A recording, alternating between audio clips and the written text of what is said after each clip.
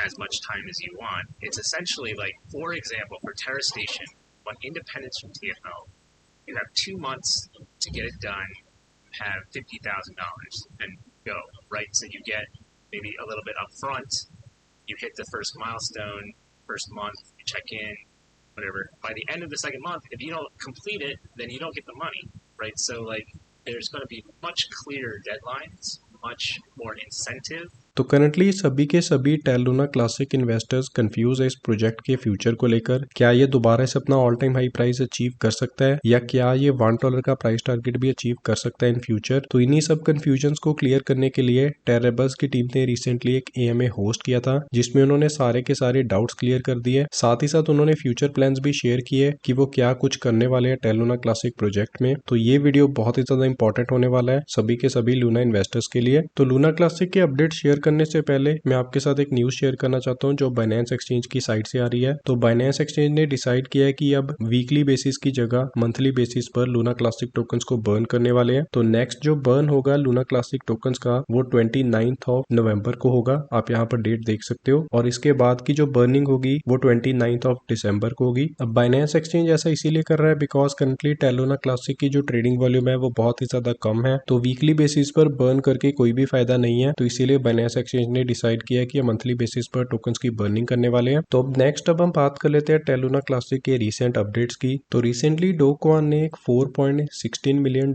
का wallet offer किया है टेरेबल्स की टीम को। और इसी $4 मिलियन फंड की वजह से हमें बहुत ज्यादा ड्रामा देखने को मिला है पिछले कुछ दिनों में, बिकॉज यहाँ पर एक प्रपोजल शेयर किया गया था जिसमें मेंशन किया गया था कि ये जो $4.16 मिलियन है ये टेरेबल्स की टीम को डिस्ट्रीब्यूट कर देने चाहिए ताकि वो फुल टाइम वर्क कर पाए टेलूना क्लासिक प्रोजेक्ट पर। अब इस प्रपोजल को भी मिक्स रिव्यूज मिले हैं। अब मैं सारी की सारी समरी को यहाँ पर रीड आउट नहीं करने वाला। कुछ लोग बोल रहे थे कि इन $4.16 मिलियन के टेलूना क्लासिक टोकन्स बाय कर लेने चाहिए और उन्हें बर्न कर देना चाहिए, या उन टोकन्स को कम्युनिटी पूल में ऐड कर देना चाहिए और उसके बाद उस पर वोटिंग होनी चाहिए कि किस अकॉर्डिंगली उन टोकन्स की डिस्ट्रीब्यूशन होगी। तो इसी रीजंस की वजह से टेरेबल्स की टीम ने रिसेंटली एक AMA होस्ट किया था। अब उस AMA से पहले हैप्पी कैट क्रिप्टो ने एक प्रपोजल शेयर किया था जिसमें उन्होंने मेंशन किया था कि ये जो फंडिंग है $4.16 मिलियन की, इन्हें 3 पार्ट्स में डिवाइड कर देना चाहिए। 25% ओरेकल पूल्स को डिस्ट्रीब्यूट कर देना चाहिए, 50% डेव टीम को डिस्ट्रीब्यूट कर देना चाहिए और 25% कम्युनिटी पूल में ऐड कर देना चाहिए। अब हैप्पी कैट क्रिप्टो ने मेंशन किया था कि जो डेव टीम की फंडिंग होगी वो उन्हें कैसे पे की जाएगी, जब वो कोई अपना माइलस्टोन कंप्लीट कर देंगे। फॉर एग्जांपल अगर डेव टीम ने कहा है कि वो USDC को रीपैक करने वाले हैं विद इन नेक्स्ट 2 मंथ, तो अगर वो 2 मंथ में USD को रीपैक कर देते हैं लूना क्लासिक के साथ तभी उन्हें ये फंडिंग दी जाएगी। अगर वो नहीं कर पाते तो उन्हें फंडिंग ये नहीं दी जाएगी। तो ऐसा कुछ प्रपोजल शेयर किया है हैप्पी कैट क्रिप्टो ने और ये प्रपोजल करंटली सारी की सारी टेलूना क्लासिक कम्युनिटी को पसंद आया। तो यही सब मेंशन किया था रिसेंट AMA में टेरेबल्स की टीम ने। तो इसका बेनिफिट ये होगा जो डेव टीम होगा उस पर प्रेशर होगा ताकि वो अच्छे से काम कर पाए प्रोजेक्ट पर। अगर डेव टीम टाइम से प्रोजेक्ट को डिलीवर नहीं कर पाती या अचीवमेंट फुलफिल नहीं कर पाती तो उन्हें पैसा नहीं दिया जाएगा।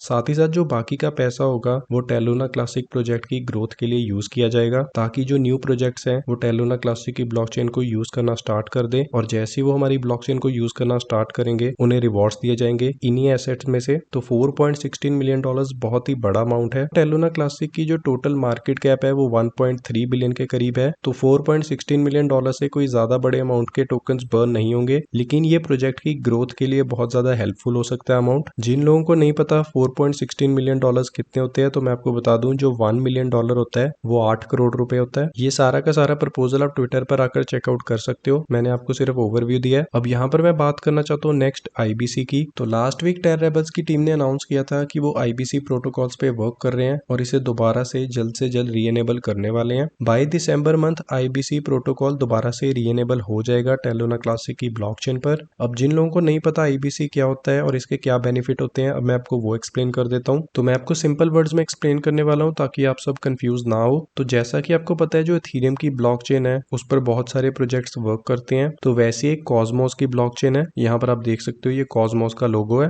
तो ये सारी की सारी ब्लॉकचेन एक दूसरे के साथ कनेक्टेड है। मतलब अगर मैं चाहूँ इस ब्लॉकचेन से इस ब्लॉकचेन पर टोकन्स को कन्वर्ट कर सकता हूँ और इस ब्लॉकचेन से इस ब्लॉकचेन पर। अब यहाँ पर आप देख सकते हो टेलूना क्लासिक की ब्लॉकचेन भी कॉस्मोस के साथ कनेक्टेड थी। तो टेलूना क्लासिक कोलैब से पहले जो हमारा टेलूना क्लासिक टोकन था वो इन सारी की सारी ब्लॉकचेन्स के साथ कनेक्टेड था। टेरा लूना क्लासिक की जो ब्लॉकचेन है वो अभी भी कनेक्टेड है सारी की सारी अदर ब्लॉकचेन्स के साथ, लेकिन वर्क नहीं कर रहा Terra Luna classic other blockchains के साथ बिकॉज ऑफ IBC प्रोटोकॉल्स। तो उन्हें रीएनेबल करने के बाद जो टेरा लूना क्लासिक होगा वो इन सभी ब्लॉकचेन्स पर वर्क करना स्टार्ट कर देगा। अब इसका क्या बेनिफिट होता है वो भी मैं आपको सिंपल वर्ड्स में एक्सप्लेन कर देता हूँ। तो IBC रीएनेबल होने से हम अदर ब्लॉकचेन्स के साथ अपने टेरा लूना क्लासिक टोकन्स को पेयर कर सकते हैं और ट्रांसफर कर सकते हैं। उसके बाद जो हमारी ओल्ड ट्रांजैक्शन है या ओल्ड रैप्ड लूना क्लासिक है वो भी दोबारा से एक्सेसिबल हो जाएंगे। उसके अलावा पुराने लूना टोकन्स और हमारा जो पुरानी लिक्विडिटी में से अमाउंट था वो भी स्टेक्ड था दूसरी ब्लॉकचेन्स पर, तो वो भी हम दोबारा से रिक्लेम कर सकते हैं। इससे हमारे जो टोकन की लिक्विडिटी होगी वो भी इंक्रीज होगी। मैं आपको बाद में दिखाऊंगा कितनी इंक्रीज होगी। नेक्स्ट हम अदर ब्लॉकचेन्स पर जाकर भी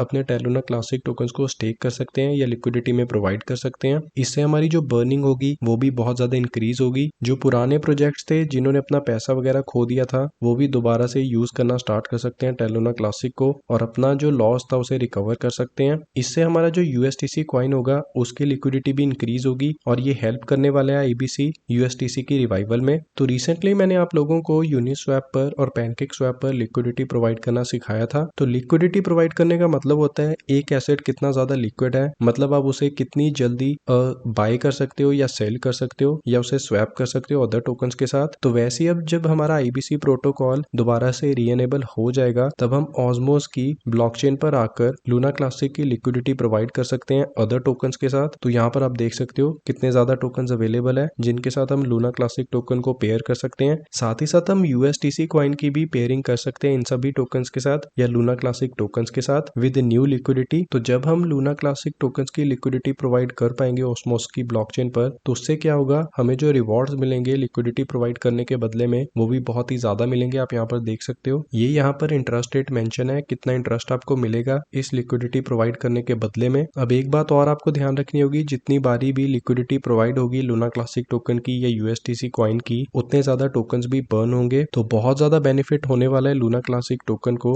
जब हमारा IBC प्रोटोकॉल दोबारा से रीएनेबल हो जाएगा। IBC प्रोटोकॉल्स के अलावा टेरा स्टेशन पर आप देख सकते हो हमारे जो वैलिडेटर्स की लिस्ट है ये भी डे बाय डे इंक्रीज हो रही है और इन्हीं न्यू वैलिडेटर्स की वजह से हमारे almost around 838 billion token stake हो चुके हैं टेरा स्टेशन पर। और मुझे लगता है आने वाले नेक्स्ट 30 डेज में या 20 डेज में ये नंबर 1 ट्रिलियन को टच कर जाएगा इजीली। तो IBC protocol, token staking, burning, Terra rebels team के रिवॉर्ड्स, इन सब चीजों को देखते हुए मुझे लगता है टेरा लूना क्लासिक जो प्रोजेक्ट है वो इजीली 1 रुपीज का प्राइस टारगेट अचीव कर सकता है। करंटली 1 रुपीज का प्राइस टारगेट अचीव करने के लिए टेरा लूना क्लासिक टोकन को जो मार्केट कैप चाहिए होगी वो $97 बिलियन की चाहिए होगी। $97 बिलियन की मार्केट कैप अचीव कर पाना कोई मुश्किल बात नहीं है बिकॉज जो डॉज कॉइन था उसने last to last year $100 billion की मार्केट कैप अचीव की थी। अब यहाँ पर मैं सर्कुलेटिंग सप्लाई को थोड़ी सी कम कर देता हूँ बिकॉज मुझे लगता है 1 ट्रिलियन की जो सप्लाई है वो स्टेकिंग में ही जाने वाली है। तो स्टेकिंग वाली जो सप्लाई है वो लगभग अराउंड 60 to 90 डेज तक हम विड्रॉ नहीं कर सकते। तो मैं यहाँ पर 5 ट्रिलियन टोकन्स मेंशन कर देता हूँ। तो 1 ट्रिलियन टोकन्स की सप्लाई को डिडक्ट करने के बाद हमारे पास जो मार्केट कैप बचती है वो $82 बिलियन की बचती है। अब इसमें से जो 500 बिलियन टोकन्स है इसको मैं बर्निंग में कैलकुलेट कर देता हूँ। तो फॉर एग्जांपल 500 बिलियन टोकन्स है जो वो बर्निंग में चले जाते हैं। अब नेक्स्ट अगर हमारे और ज्यादा टोकन स्टेकिंग में चले जाते हैं, हमारा IBC प्रोटोकॉल रीएनेबल हो जाता है, हमारे जो टोकन्स की लिक्विडिटी है वो इंक्रीज हो जाती है। साथ ही साथ जो टेरा रेबल्स की टीम है वो USDC के साथ टोकन की रीपैगिंग स्टार्ट कर देते हैं। तो उसके अकॉर्डिंगली मुझे लगता है 1 या 2 ट्रिलियन टोकन्स और बर्न हो सकते हैं। तो अगर हम यहाँ पर 3 ट्रिलियन की सप्लाई रहने देते हैं तो उसके अकॉर्डिंगली हमें $45 बिलियन की मार्केट कैप चाहिए होगी 1 रुपीज का प्राइस टारगेट अचीव करने के लिए। 1 से 2 ट्रिलियन की सप्लाई तभी बर्न हो सकती है अगर हमारी USDC कॉइन के साथ दोबारा से रीपैगिंग हो जाए लूना क्लासिक टोकन की, बिकॉज टेरा रेबल्स की टीम ने मेंशन किया था कि जैसे इनके पास सफिशिएंट फंड्स होंगे ये इजीली 3 ट्रिलियन की सप्लाई को बर्न करने वाले हैं। लूना क्लासिक क्रैश से पहले भी हमारी जो मार्केट कैप थी वो $40 बिलियन की थी। तो आने वाले 2 या 3 इयर्स में टेरा लूना क्लासिक की जो मार्केट कैप है वो इजीली $40 बिलियन को तो टच कर सकती है। रेस्ट सब डिपेंड करने वाला है सर्कुलेटिंग सप्लाई पर।